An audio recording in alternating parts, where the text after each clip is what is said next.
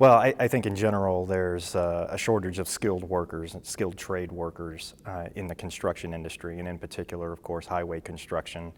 Um, it's just a huge challenge right now. With such a low unemployment rate in the country right now, it's a very tight labor market. A lot of industries are having a difficult time finding a skilled workforce. So the highway construction pilot project is an attempt to find the best practices to try to build partnerships to address that pipeline of skilled trade workers so that we can get these highway construction projects up and running and completed so that we don't all have to sit in traffic all day.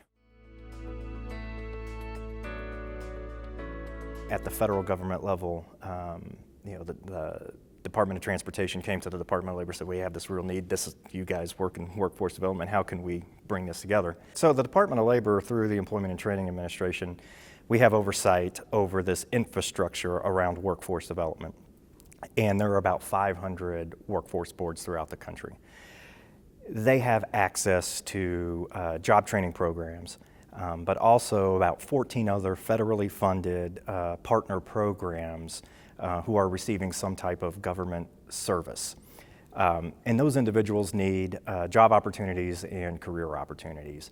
And so the workforce boards, they're envisioned to be these conveners in the regions where they reside. They're supposed to be the conveners of bringing together partners to address economic development issues. So education partners, economic development partners, business and industry, bring them together and direct all these federal resources, these state resources, foundation resources, all these partners that are trying to get individuals to work and into careers.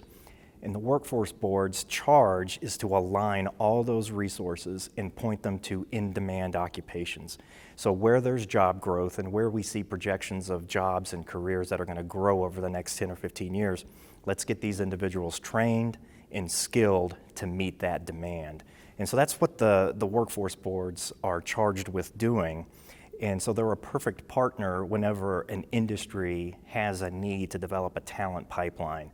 The workforce boards are a go-to partner for any industry to start addressing that need. And they can do it in a number of different ways. And that's why in the Workforce Innovation and Opportunity Act, the workforce boards are charged with developing sector strategies and career pathways. And you can't do that without business and industry. So they're a great partner to have at the table to address workforce needs. Well, I think the big thing is it's building partnerships, and that's hard. And a lot of people go into, when they're trying to build a partnership and they are expecting to see some immediate results. And the truth of the matter is it takes some time. And so I think some of the partnerships that I was involved working with in my region, I think they got off to a little bit of a rocky start. That's to be expected. People are trying to find out, what do you bring to the table? What are your needs and what can I do? The thing that we saw with most of them, though, is that the partnerships, they continued to work at it. And then we started seeing some really good practices that end up making their way into the roadmap. You see folks building new apprenticeship programs, which we didn't have registered apprenticeship programs in certain skilled trades that were developed. So the standards were the general contractors working with the workforce board and working with registered apprenticeship folks actually built some new standards for some new occupations that didn't exist before. And so then you can get registered apprenticeship participants into those occupations and start filling that pipeline. So we saw some really good things happening there.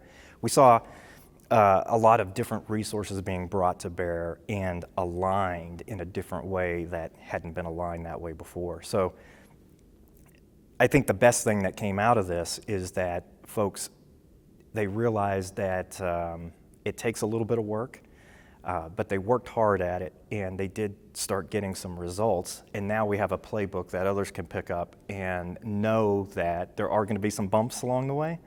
But as long as they stick to it and they get the right people involved, they have a chance to be successful. And so using this playbook and seeing what others learned, what was successful, what wasn't successful. It hopefully can accelerate their partnership so they don't have to go through the bumps and bruises that the pilot sites went through. One of the key things that we heard today was making sure that you have the leadership involved very early on and get the commitment from top leaders and all the partners. And I think that's a really important point for folks to know because I think quite a few of those pilot partnerships, they started with the staff level. And if you don't have that buy-in from leadership, it's tough to get something of significance to really move quickly. So those little lessons learned, folks need to figure out, well, this will work in my area or this won't work in my area. You don't have to replicate it exactly, but you can take those lessons learned and figure out what works in your community, and then hopefully it will accelerate the partnership so that you don't have to go through those tough times. The department's very interested in work-based learning, registered apprenticeship. These types of partnerships will accelerate that and close that skills gap a lot faster. But there's also a whole host of other reasons why this is good. Student debt, four-year institutions. I've been to graduations for registered apprenticeship programs, and I've seen guys that are graduating from a lineman college. They're driving brand new Ford F-250 pickup trucks. They have no student debt, and they can write their ticket wherever they want to go, and they're going to have a tremendous career working in that occupation. So there's a lot of things that appeal about this, of addressing the skilled worker shortage. And I think we're going to see a lot more programs like the pilots around the country.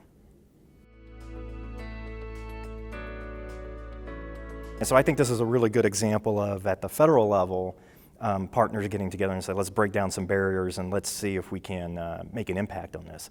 But it's industry-led, and I think that's the most important part of it. And we've spent a lot of time at the Department of Labor with employment and training programs of trying to make them more demand-driven. In other words, you cannot serve an individual who's coming in looking for a job if you don't know what the jobs are. You can't serve someone looking for a career if you don't know what the careers are. And that's why our workforce boards are charged with sector strategies and career pathways. And this is a perfect example of industry saying, we have a need, we're willing to hire, we're willing to put some dollars to it, we're willing to work with registered apprenticeship programs, other training institutions. We've got to address this critical workforce shortage and need. And I think this is just a good example of government partners coming together and saying, let's bring our resources together and let's get them aligned in a good direction. And that's what I think is good about this. We're really good at staying in our box most of the time, but I think this is a really good example of the Department of Transportation and the Department of Labor working together to break some of those silos down. And with a tight labor market, to build these types of structures, these partnerships that can really deliver workforce solutions for business and industry. So I think it's a great example, and it's been fun to be a part of.